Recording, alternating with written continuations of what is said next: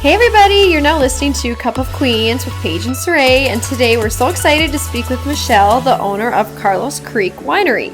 Michelle's knowledge around wine is unmatched, and we were absolutely blown away by her experience and the passion for finding the right wine for every person. Michelle talks with us about the differences in reds, whites, rosé, champagne, and everything in between. She also explains the proper way to drink your wine, store it, and pair the perfect wine with your lifestyle and or occasion. If you're a wine drinker like us, this episode is for you. So grab your cup and enjoy! Hello! Hi, ladies. How are you guys doing? Doing Good. well. How are you? Good. Doing well. Thank you. Yeah, your setup looks incredible. Yeah. It's so nice out. So I love that. You must be outside. I am. Yeah. Yeah, it was so nice. I was just like, oh, I have to be outside today. As Yeah. you should. We have to take advantage of these few days that we get this weather. Yeah, we don't get it often in this part of the world. So yeah, when we can, this is where I want to be. I love it. Yeah. Well, thanks so much for coming on Cup of Queens. We're so excited that you were willing to do this, and we are both huge wine connoisseurs. If it wasn't Monday, we'd be drinking some. But so tell us about Carlos. Yay! Okay. As you should. We indulged a little too much this weekend. Oh, it was so nice this weekend though. So That's It was what it was. yeah, it was a perfect weekend. Summer boat rides, like nothing goes better than a rosé or, Yes. summer drinks. So Mondays, Paige and I always joke, we're like, those are our days where we take it off. We detox. Not a bad plan. No, yeah. It's all about balance. It is. Yeah, it really is. So tell us all about Carlos Creek. Tell us about the business and a little bit about yourself. Yeah, so Carlos Creek has been around since 1999, located in Alexandria, Minnesota. So not probably the most top of mind place that someone would think of when it comes to wine. But Minnesota has been in the wine world, I would say, since kind of the late 70s is when the first winery actually opened. I think Carlos Creek was the sixth winery to open. So fairly young industry as far as winemaking goes, but with a lot of research and development behind it, which is kind of cool. Yeah, and so Carlos Creek has been around since then. We've been growing ever since. We grow our own grapes. So we have vineyard, we make wine, obviously. We have a tasting room that people can come and taste the wine. We added a brewery in 2019. So we have that going on as well, along with a wood fire pizza kitchen. And we do events out here, so weddings and all sorts of celebrations. And yeah, it's just, it's a fun place to come and just spend your days with your family, friends, celebrating life is what we say. We're welcoming to all. So Pizza, awesome. Wine, beer, like I literally can't imagine anything better than that combination right there. yeah, and I mean in Alexandria, in the middle of beautiful Minnesota Lakes country, Alexandria has a really fun vibe to it, very relaxed, very easygoing. So there's a lot of outdoor activities that you can do in the area too. So paddleboarding, going on the lakes, going golfing, going hiking. Lots of different fun outdoor stuff. So it's really it's a cool place to be a part of. Yeah. And your guys' whole landscape, the whole yard, all of that is so pretty that it's just easy to have a great time. Stunning. Mm-hmm. Thank you. Yeah, we really work hard on making it just a place that people can spread out, feel like they aren't, if they have all their kiddos with and their dogs and, that they don't feel like they're bumping into other people or they have to say, excuse me all the time. You have space to roam and to just have fun and relax and enjoy the weather. Yes, Yeah. I love that. And okay, so going back, you said, obviously you guys make your own wine. And I think this process sounds so interesting. The extent that I know of for making wine is like people stomping grapes. I don't know anything beyond that. So what does that process look like? How does that even happen? So there are many different ways I can explain this. So obviously there's red wines, white wines, sparkling wines, rosés, fruit wines. There's the whole gamut of different wines that we make out here. Our port wine, and they all have a slightly different process to them, but in just like the most basic sense, making wine is you're taking your grapes, so you're harvesting your fruit, and generally harvest is August through October, depending on the season, depending on how dry, all of that affects when we actually harvest. But we harvest the grapes, we crush them, and then if it's a red wine, we will ferment with the skins on typically. And whereas white wines, you ferment with the skins off. Okay, So we were literally talking about this. We're like, why so is the color of wine the color it is? And it's because of that then, right? Yes. So yeah, exactly. So white wines, they're a green grape typically. Or like a light golden color. And so those wines we ferment with the skins off. So that means that you don't get that tannin. So you know that bitterness that comes with a red wine? Yeah. That comes from the skin. Oh. So that's why like white wines don't have that like really harsh bitterness that a red wine does. Wow. You can age a white wine in oak barrels, like a Chardonnay. And so that will pull, oak also has that same tannin, that same bitterness. So Chardonnays can have some of that like really bitter bite to them at times. But typically with white wines, you're not going to get that really bitter taste. So there's still going to be a little bit more fruit forward, even though they might be completely dry, which means there's no sugar in it. It still might be more fruity than you would expect from a red. So the reds we ferment with the skins on, which is pulling all of that bitter component to it and makes it kind of that more age ability as well. Because the skin is where you actually get those antioxidants from too. So when people say, red wines are healthier for you, you're getting those antioxidants from the skin. So that comes during the fermentation process. Interesting. So you're not getting then those antioxidants with like a white wine. Correct. Yes. Hey. Yeah. Bummer, because I really like white, so it's not helping me. It's okay though. I feel like I need more antioxidants in my life. Let me just drink some red wine. No, I'm just kidding.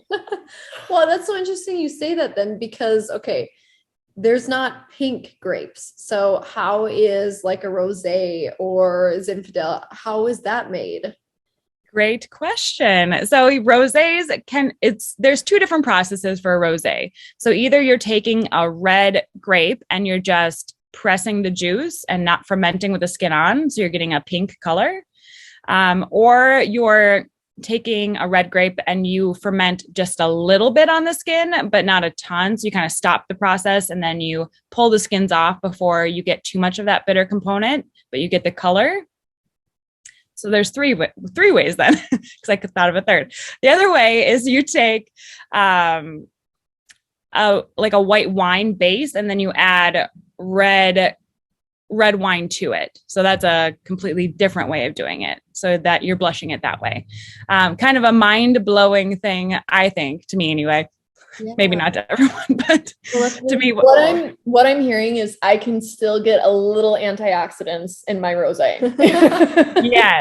Yes. In general, you'll probably get a little bit more than a white. A small dose. Like a champagne, though. So most champagnes are made with red grapes, but they're white. Yeah. Okay, so how does that work? Now I'm all confused. I know, right? So Pinot Noir is one of the most common grapes in a champagne. And the grape itself, the skin is red. But have you ever peeled a red grape, like peeled the skin off? Yeah. Inside the flesh is kind of more of a green color or opaque or like see-through. So inside most red varietals, there's actually no color. So if you're just pressing the juice off of a red grape, it'll be white.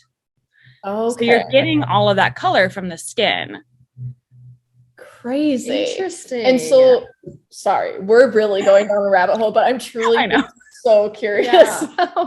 Okay, so what makes a champagne as opposed to just like a regular wine? Is it just adding, like, I know it's not just sparkling water, but is it just adding texture to it, or how does that work? Yeah, so there's a lot that goes into it. Okay. Like everything. But there are different categories. So you'll see in the US anyway, no one in the US can create a champagne. Mm-hmm. All of our wines that we create that have any sort of sparkle to them, carbonation, those all have to be called sparkling wines, because champagne, the name of champagne is actually a geographical designation. Mm-hmm. So champagne refers to wines that are grown in the Champagne region in France, and they have very stringent protocol when it comes to making something called a champagne. As far as what varietals you can use, what temperature you're fermenting at, and what your carbonation level needs to be. And they also use what they call the traditional method, or method traditionnel in French. Yeah. So that's where you do your fermentation, you get your alcohol from your wine, and then you do a secondary fermentation where you get the carbonation. So in the process of fermentation, I use fingers. You have your sugar in the grape, and then you have your yeast, which is like a little Pac-Man, and your yeast come and eat the sugar that's in your fruit or your juice, and then it produces alcohol, CO2, heat as well. So those are the byproducts of fermentation. So in secondary fermentation, you're actually adding yeast and sugar into the bottle itself. And then you put the cap on and it re-ferments inside the bottle. So that's what causes that CO2 in the traditional champagne method. This is wild. Here I thought they're using, like, this is gonna sound so funny, but I am imagining like a soda streamer. Talking about yeah, they're just adding in the sparkle somehow. Okay, so funny. Well, little side note with the whole champagne thing. I can't remember where I was. I studied abroad in Western Europe, and I think we were in like Holland, and maybe they had imported champagne that was from the Champagne region that you could buy. Mm-hmm. So I bought a bottle because I was like, I have to, That's like so cool. It's the only champagne I'll ever get to have. And me and my husband, we had it on one of our anniversaries, but it was so many years ago and we were still pretty young, where I'm like, God, I should have saved that, because we totally didn't appreciate it. I'm like, I couldn't tell you if it was good or bad, because I was just like, oh, great, champagne, cool. Well, they like ship that to the US. Yes. You can buy a lot of champagnes in the US from French producers. Got it. So yeah, the US still sells the champagnes, just anything produced in the US, even if you produce it by all the standards that Champagne holds their wineries to, you still can't ever call it champagne, because it's just like the designation of where it's from. Interesting. Dang French people. Dang French people. Same with like Prosecco. So Prosecco is the same concept. It's a geological designation for Italy. So same thing. I did not know that. Wow. Okay. Yeah. So Proseccos have to be made in Italy. They don't have the same stringency as champagne. So typically they're a little bit cheaper in the liquor store than you would find a champagne, because they can do a couple different methods for their carbonation that aren't quite as time intense. So they can actually do the secondary fermentation in a tank versus doing it in individual bottles.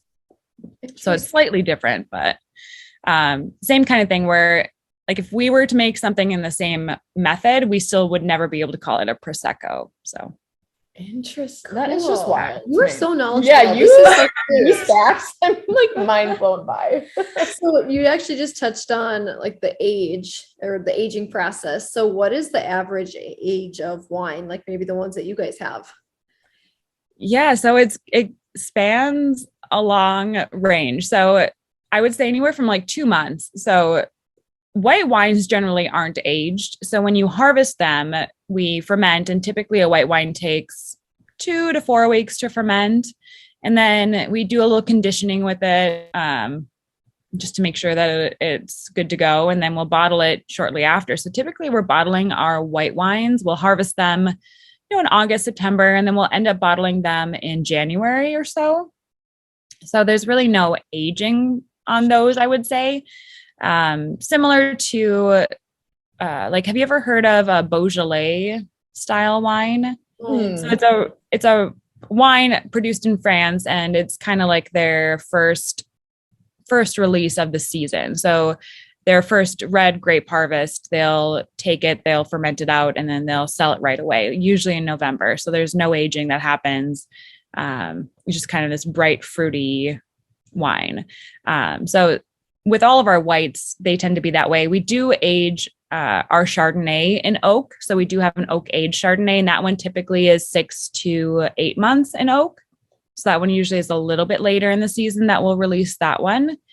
And then our reds, we get kind of prescribed to 1 to 2 years max. We have found that a lot of Minnesota reds do best in about 1 year of oak aging versus a lot of our California grapes that we get in will age for 2 years in oak barrels. So it's a little bit different. It really depends on what you're aging and what grapes you're using.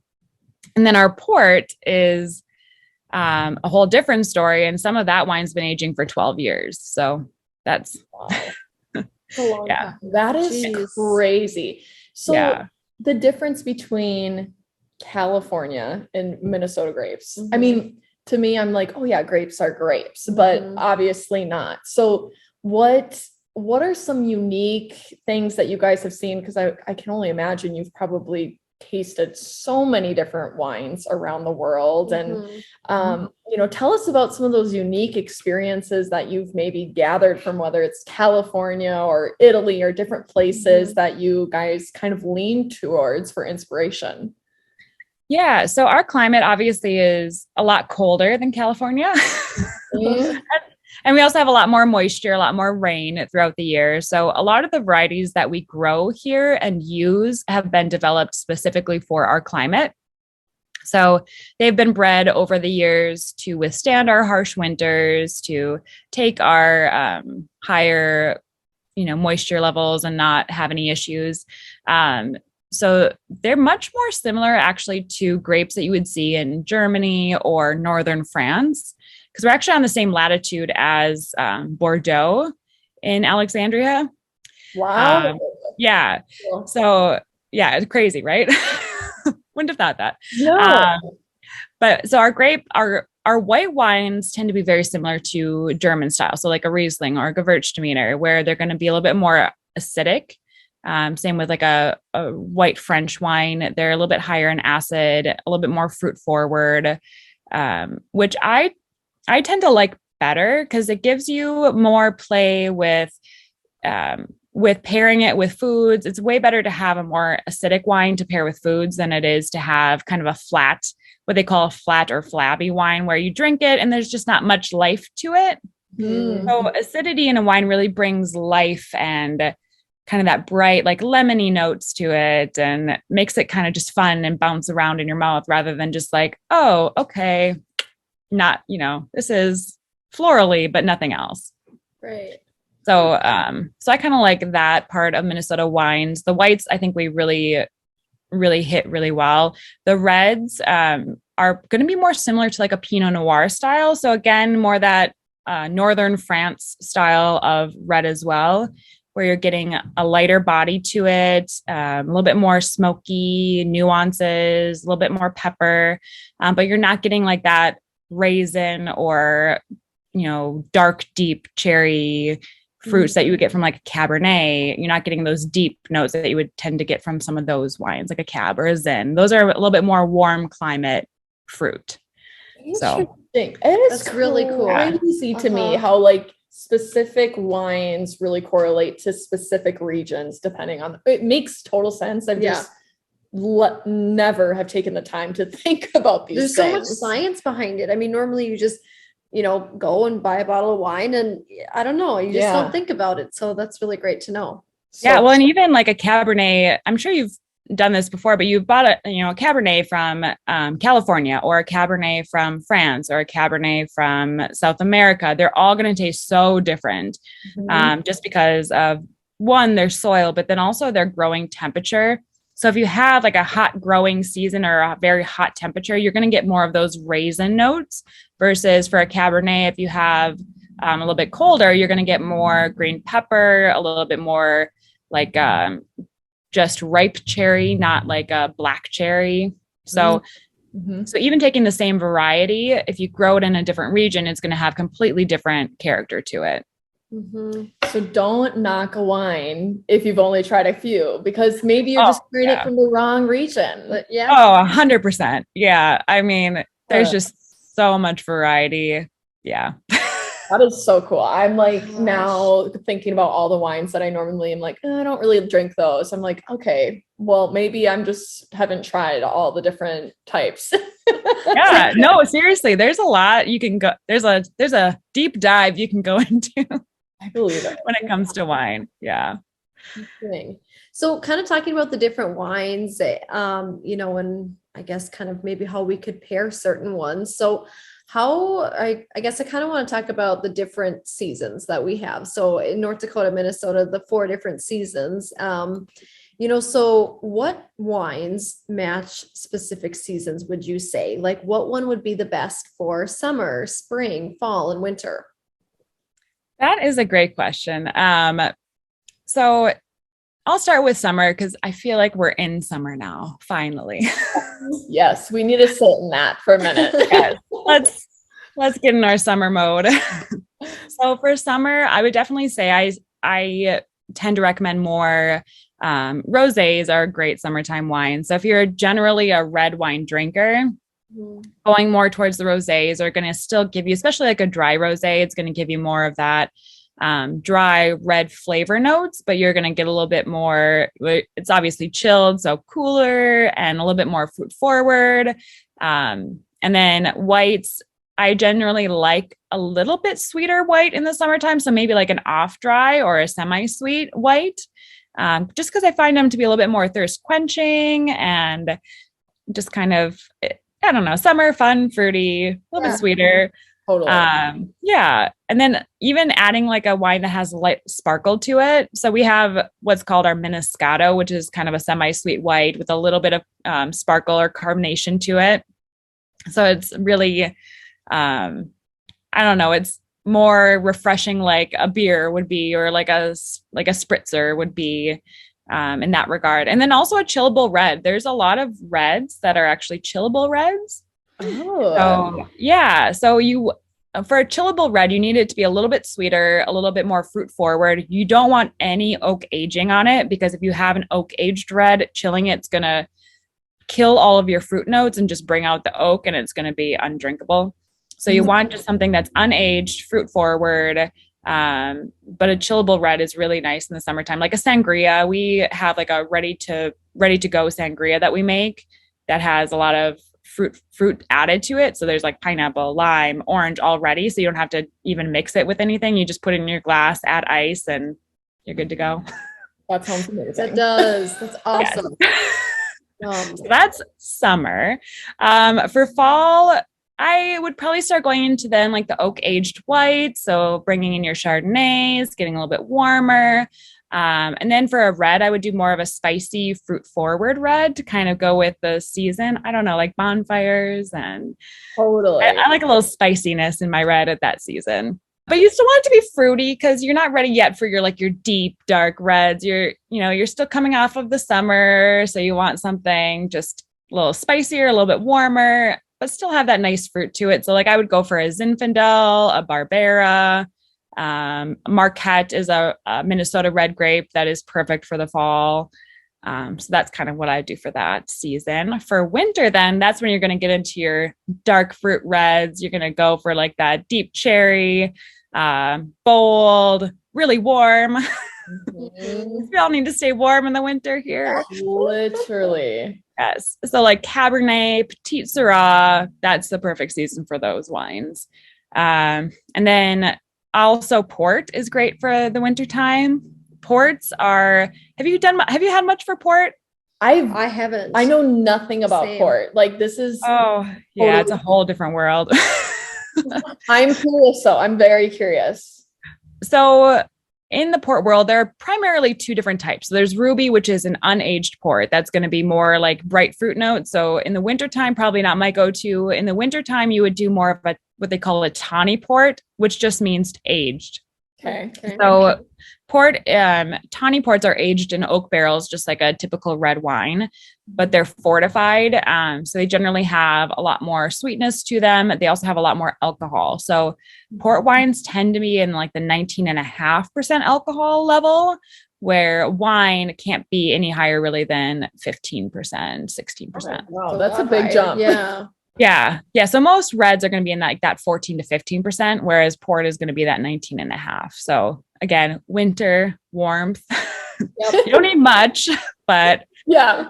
And it's perfect to drink like by a fireplace, cozy in a blanket with a little dark chocolate. Oh, that sounds great. I don't crave winter often, but when you talk about it like that, it doesn't sound horrible. Yep. Yeah. And then like snow falling in the background.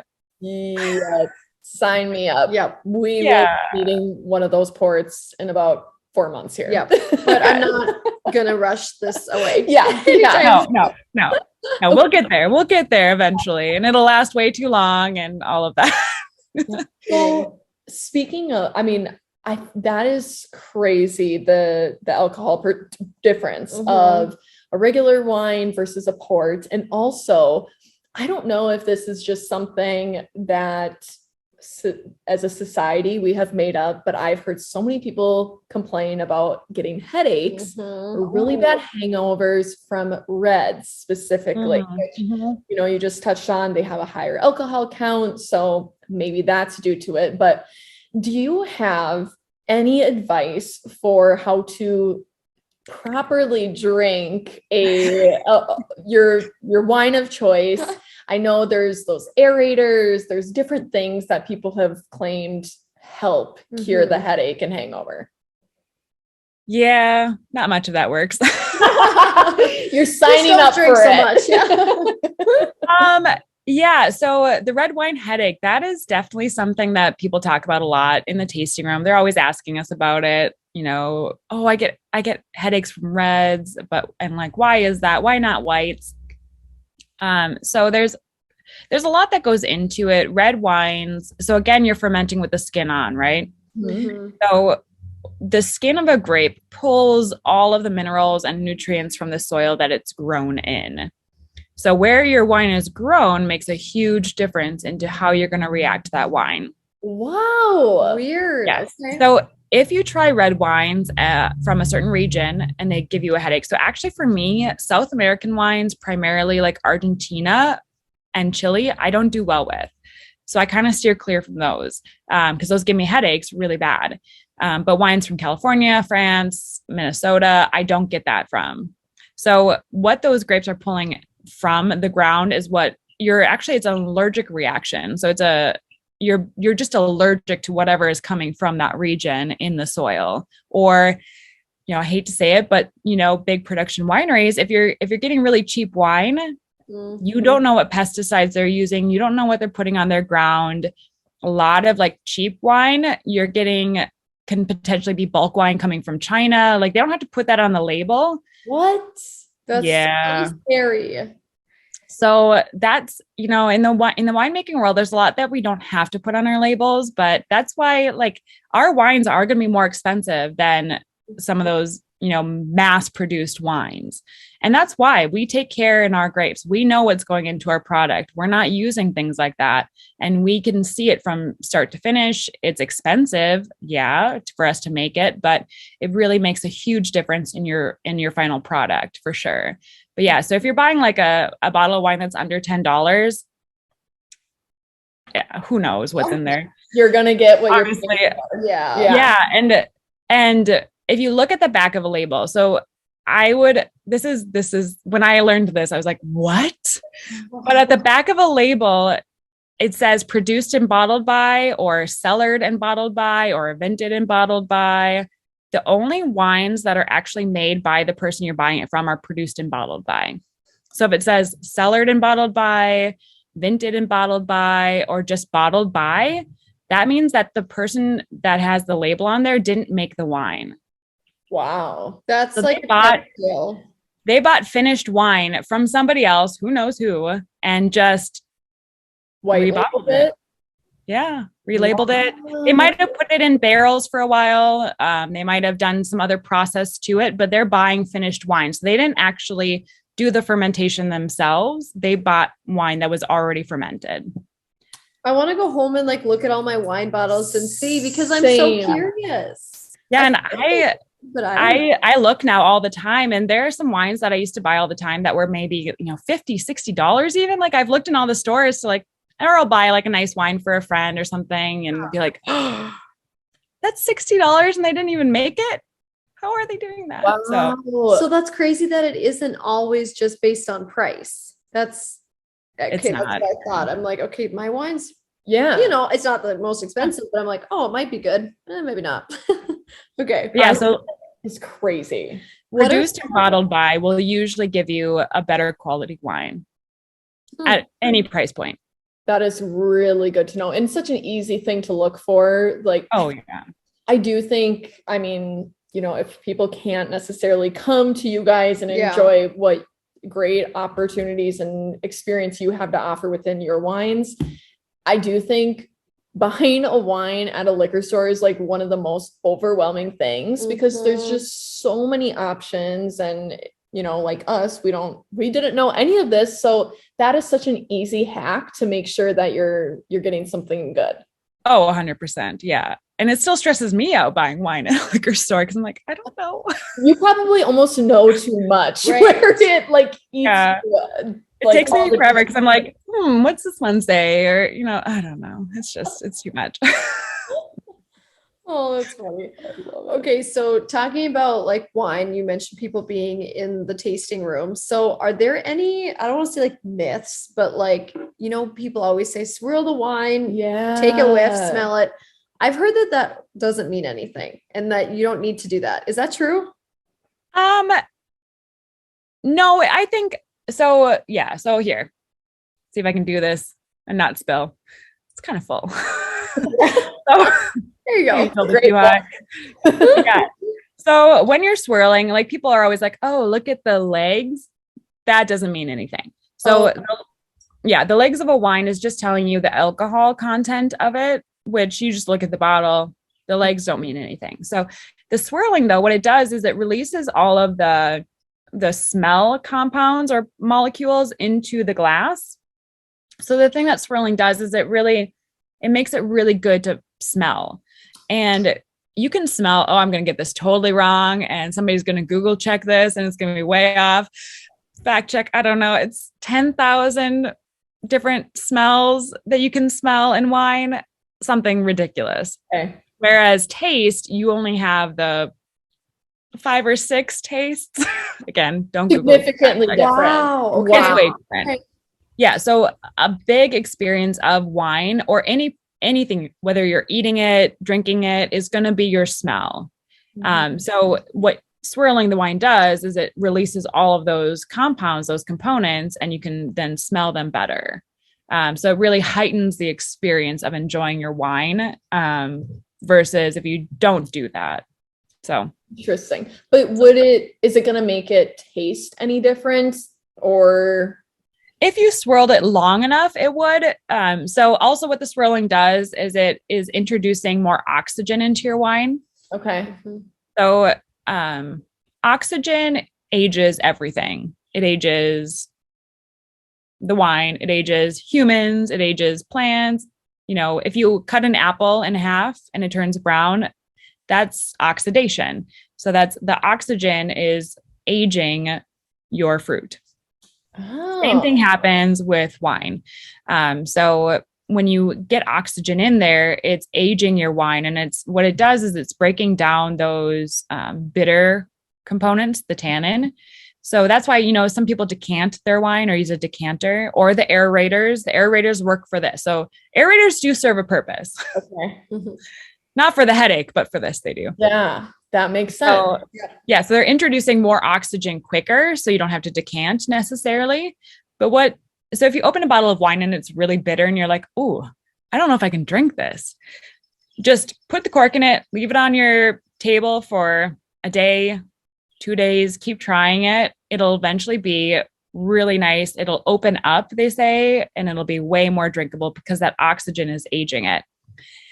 If you have a wine and you open it and it's vinegar or over oxidized, then oxygen has gotten in there. It's overaged it. Now it's vinegar. So oxygen is great in small amounts, or if you play like the timing right. But if you have a wine open for too long, you'll have too much oxygen, and then it'll turn brown and it'll be overaged. So that's a really great tip. Makes so much sense. I can think of times where I've not corked my wine fully, or, you use those wine toppers and it doesn't fully seal, and then I'll drink it. I'm like, oh no, this tastes horrible. So that would have been an overaging. Yes. Interesting. But if you open a wine and you're like, this is undrinkable, it's so bitter, just leave it open for, a day, 2. You can decant it too, or use an aerator and try it then. But all of that will help smooth it out. So that bitterness will smooth out with age. Okay. So the swirling is useful. And I also, I want to so badly go to Napa or something to experience this, but what is the proper wine etiquette? I feel like there are so many different things that people say, including the swirling and even just how you hold a glass. So what is, if you're going to follow it by kind of the traditional way, what are some wine drinking etiquette? Yeah, no, that's a great question. We get asked that a lot too in the tasting room.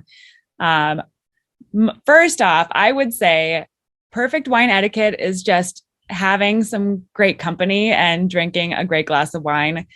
I wouldn't worry too much about this because I feel like people take wine so serious, but it really is it's a beverage to enjoy with people and to have fun and not think too seriously about it. But yeah. But if you want to, and you want to have a tasting party or do something fun with friends, it feels adulty, and I love doing that too. Yes. So you take your glass. If you have a stemmed glass, you want to hold it by the stem, not by the bowl here, because that will warm up your wine. Unless, maybe I should also start with, to enjoy wine properly, having it at the right temperature, that really makes a big difference. So out of everything, having your wine at the right temperature is more important, I think. So white wines, you really want it 55 to 60 degrees, which is way warmer than most people think. So most people, put it in the refrigerator and it's, 40 degrees. Well, you're killing so many of those really good fruit flavors. And if it's too chilled, it's not going to be as bright and fruity as it could be, and you won't get as much out of it. So if it is too cold, then you can, put your hands around it and try and warm it up as you swirl it around. But a red wine, then alternatively, people keep it too warm. So a red wine should be between 60 and 65. So not too different from a white wine, actually. Really? Yeah. This is mind blowing to me, because honestly, this is a battle I fight with myself all the time when I buy wine and I have people over. I've just always been like, okay, white goes in the fridge, red doesn't. And now I'm like, okay, I'm doing it all wrong. Well, and the red, if you just store it in a basement where there's no sun, in a really cool spot, that should be about right. But if you have it out on your countertop and it's in your kitchen, that's probably going to be too warm if you store it there. Wow. I've been then pop it in the refrigerator. Yeah. So just pop it in the refrigerator for 5-10 minutes just to cool it down just slightly so that you have a little bit more going on there. So again, if you have it too warm, too cold, you're not going to get all of the flavor out of it that you can. So it's not like it's bad, but it just won't be as good as it could be. So then you'll take it, if you have a stem, and then swirl for a little bit. Get that oxygen in there. Get those smells coming out. take some smalls. And then also you want to look at the color. So you probably can't see very well right now, but you want to look at the color a little bit, because if it's really brown around the edges for a red wine, that usually indicates it's oxidized or it's been aged too long. So the color will tell you a little bit about that. Also, you can tell if it's going to be a little bit fruitier or a little bit deeper fruit by just the color. So this one is probably in between. I call it more of a scarlet, this color. Yeah, probably can't see it very well. No, it looks pretty dark. So this one's kind of a scarlet red. So it's going to have some more fruity characteristics, but then also have some nice deep notes, but then a little bright too. So it'll be kind of in the middle. Whereas if you have a lighter red, more like that ruby, like really bright red, that's going to be a little bit fresher fruit tasting. So, just ripe strawberry sort of notes to it. Or if you have a really dark, like purpley, maybe even like brick red is what we call it. So slightly brown. That's going to be more of that really kind of dark fruit note. So black cherry, currant, things like that typically. So the color will tell you a little bit about what the wine might taste like. I wouldn't get too worried about that. I would just look at, if it's brown, maybe not going to be the best. Yeah. Yep. So you can smell it. And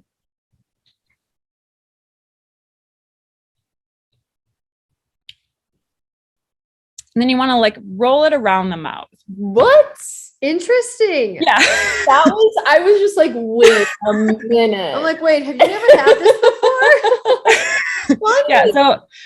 So you take it in, you roll it around all of your mouth, let it sit for a little bit, roll it to the back, and then as you're drinking the rest of it, let it kind of go down slowly. So what that does is, because your tongue is going to take up different flavors at different parts of your mouth. So if you're just swallowing it, you're not getting it to the outside of your mouth at all, or to the sides of your tongue, which is going to pick up some different flavors.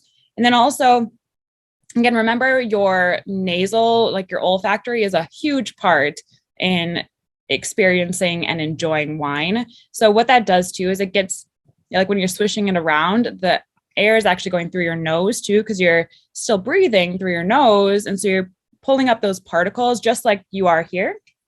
Like this is happening in your mouth. So then those smell things are coming through into your nose and really helping you enjoy that wine way better. I've been living a lie. Same. I didn't know any of that. This is so awesome. Oh my gosh. This is so awesome. I feel equipped now to take on Napa or wine country, or Carlos Creek, wherever or it even is. my backyard. Yes. Yeah. I feel like you ladies, next time you're drinking wine, you're gonna be like, oh my gosh. Yes. Like, am I doing this? Did I miss a step? Yeah. My mind has been blown. And I feel like obviously you're so knowledgeable, and that comes from all the great things that you guys have going on at Carlos Creek, which we kind of touched on earlier in our conversation. But I mean, tell us a little bit about what that experience looks like. I know there's so many different ways that people can experience Carlos Creek, but give us a little snippet of what you guys have to offer there. Yeah. So, I mean, obviously we do a lot of tastings. So when people come, especially if it's your first visit, I highly recommend doing a tasting or a flight, because that'll get you introduced to much like a wider variety of wines. Right now we have like between 20 and 30 wines on our menu. So it's a lot to take in probably when you first come, especially if you're not really into wine very much. But our staff is so dedicated to finding the right wine for everyone. We always say, like, there's a wine for everyone. I don't care if you come up and say you don't like wine, we'll change that. I mean, there's just so much variety. There's sweet, dry, in the middle, there's fruity, there's oaky, there's spicy, there's just so much to wine that's so varied, that when you come to a tasting room, that's really your opportunity to find what you like, not what other people think you should like. Don't come in with any preconceived notion that, oh, I drink sweet wines, that's bad. There are really well-made sweet wines, really well-made off dry, in the middle, dry wines. So we really encourage people to just be comfortable with what they like and to make sure that they're letting us know, and so that we can help them find the best wines for them. So there's the flights, and then obviously by the glass, by the bottle, we have lots of outdoor seating. So if it's a nice day, you can take your wine flight outside with you, sit and enjoy the Minnesota day. We have three different patios to pick from. We have live music every Friday, Saturday, and Sunday in the summertime. Yeah, so we really want people to just spend their day with us, enjoy, the outdoors, but then enjoy wine with their friends, family, and just make every day. Life is a celebration, we feel like around here. So any day is a day to celebrate. Any day that you're out here with a girlfriend or, significant other, or even just like it's your first day away from the baby after having a kid, or you're bringing your baby and it's your first outing with the baby. I mean, there's just so many cool life events that we get to see out here that really makes it a special place for us and for everyone coming too. So and there's food, pizza, beer if you're not into wine. Yeah. You guys do it all. I'm I know. so impressed. And just the way that you talk about it, I think we need to make a trip down to Alexandria. 100%. Check it out. Yes. So fun. I have gone to a wedding at your guys' venue, and it was just unbelievable. Oh, thank you. Yeah, our wedding side of things it's a fun way for us to see people enjoying our product, because it's obviously people aren't there for the wine and beer. There's a much bigger reason why people come. Yeah. So it's just fun for us to be a part of that special day and to really get to connect with our couples. And we really push our stress-free is kind of our motto for our weddings, where the couples weddings are really about spending the time with your friends and family and celebrating what you guys are doing together. It's the only time that you're going to get those people specifically in the same room, that are celebrating you and celebrating, wanting to be there to support you. So, we always really strive to tell our couples, like, don't worry about the small details. That's us. Like, we'll figure that out. We'll take the stress on of the day. We'll figure out all those little details. So we really, say that we have stress-free. We include so many different things so that couples don't have to worry about those little details, because that's, in the end of the day, that's not what you remember. Totally perfectly said. Yes. Yeah. So we have a fun game. And Ooh. yeah, so it's basically your go-to wine. So what wine would you recommend for any given scenario? So the first one would be a pontoon ride. Probably, is this wines that we make? Yes. I think we should do that. Yeah. Yes. And Okay. Perfect. So pontoon Miniscato, 100%. So that is, it's like, and you can, I'll tell you what it is so that if you don't know, like you don't have this available, you can find something very similar. But it's an off-dry, white, lightly sparkling wine. So very similar to like a Moscato, but a little bit drier than a Moscato. So it's our Miniscato because it's made with Minnesota fruit. So refreshing, easy to drink. You don't need food with it. It's just kind of good on its own. You can actually add, if you want to add some fruit puree to it, it makes a really good like spritzer. So you could add like a little, peach, puree and make a really fun Bellini for the boat. Okay, that's awesome. We're doing that. Such a good idea. I love it. Okay, fun. All right. Well, okay, you kind of mentioned this already. So something that we would want to pair well with food, specifically steak dinner. Yeah. So steak, you generally want something, I would say, drier. So when it comes to pairing wines, when you have something that's a little bit higher in fat content, you want something maybe with a little bit more acid to it, a little bit drier. Probably steak doesn't on its own have a ton of flavor. So I would say something a little bit more fruit forward for a red versus like cabs sometimes actually for me get to be a little bit low on the fruit. So I don't generally pair cab with a steak. I would go more like a Pinot Noir style, or like what we make is a Marquette. So a Minnesota red wine called Marquette, and that has some spicy notes to it. It's fruit forward, a little bit lighter body. That's what I would do with a steak, and that's what I'm drinking right now, actually. Yeah. It can do every time. Yeah. Okay. I drink it on my porch. Hey, that's perfect. What about a summer barbecue? So I'm not generally a sweet wine drinker in general, but we make a sweet wine called Hot Dish Red. It's our best-selling wine. I think I've had It that. is, yeah, Hot Dish Red. It's perfect. It's sweet, really fruit forward. There's no oak to it. So actually with barbecue, so have you ever made barbecue like meatballs before in a crock pot? Yeah. So you have some tomato base, but then have you ever added like grape jelly to it? Actually, yes. I have not. Yes. That's Or like added some sort of sugar to it. Mm. So when you take tomato base or like a tomato product and you add sugar to it, it actually brings out the tomato flavor, or kind of that sauce flavor. So same with barbecue. If you have kind of a sweeter wine with it, it kind of helps like bring out the barbecue flavor and bring out the fruity notes in the wine. They kind of both just enhance when you do that. So I would definitely do a fruit forward, a little bit sweeter red.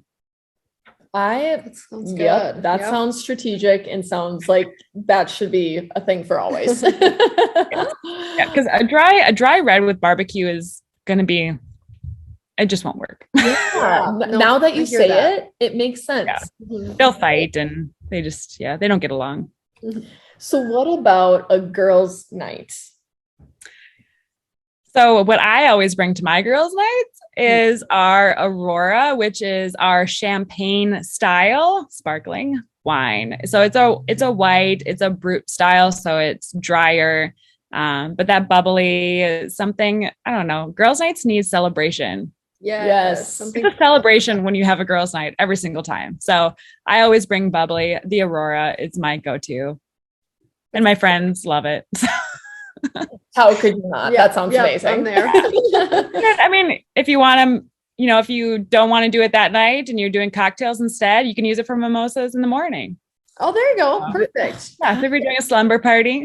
This is thought out. Uh-huh. Yeah. What about romantic date night? Romantic date night. I would probably do a rosé. So probably like our crimson rosé. It's fun, it's flirty, it's, the mix best of both worlds.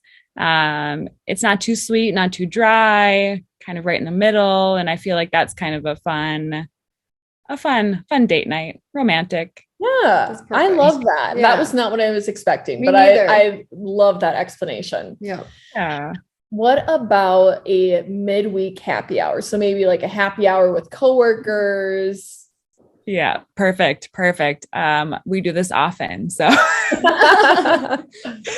I would say, and mostly because it's summertime and I'm feeling in the summer mood, I would say sangria. Whether it's a white sangria or a red sangria, it's just easy, it's fruity, it's fun, it's a conversation piece. So we actually here make a white and a red version, which are both ready to go. So sangrias, if you're making them at home, they can be a little putsy because you have to add all the fruit and do all the stuff and let it sit. So ours is basically ready to go in the bottle. So you just need ice, pour it over ice, and you're ready to go. You don't have to add anything else. That's game changer. Easy. I love that. Yeah, I could even. You could add an umbrella and garnish if you want to make it cute. Gosh. Okay. Well, you absolutely killed this game. Yes, I have so many. I'm like viewing everything differently now. I'll never go to a barbecue or a happy hour the same. Yeah. Good. Yay. So before we ask our last question, I do have a quick question. So do you guys sell your wines at any other places other than at like your winery? Oh yeah. Yep. So we sell to a lot of liquor stores around Minnesota. I think, Dan is our wholesale guy and he's going to yell at me probably because I'll get this number wrong. But I think we sell to probably about 500 liquor stores in Minnesota. Wow. And awesome. Yeah, and probably, there's quite a few in Fargo that we actually sell to. So Happy Harry's, I think you can find us at. And there's a couple in Moorhead as well. So we do actually have on our website, a find like a store near me link. So if you go on that, you can search, whatever liquor store is near you, or actually I think it's by city. So you can find your city that you're in and then just go to that city. So right now we're only in North Dakota and Minnesota. And it's not with all of our wines, but with most of our wines or a lot of our wines are sold in stores. So that is awesome. awesome. I love that. I'm excited now. Oh, shoot. Otherwise, you can order a wine online too.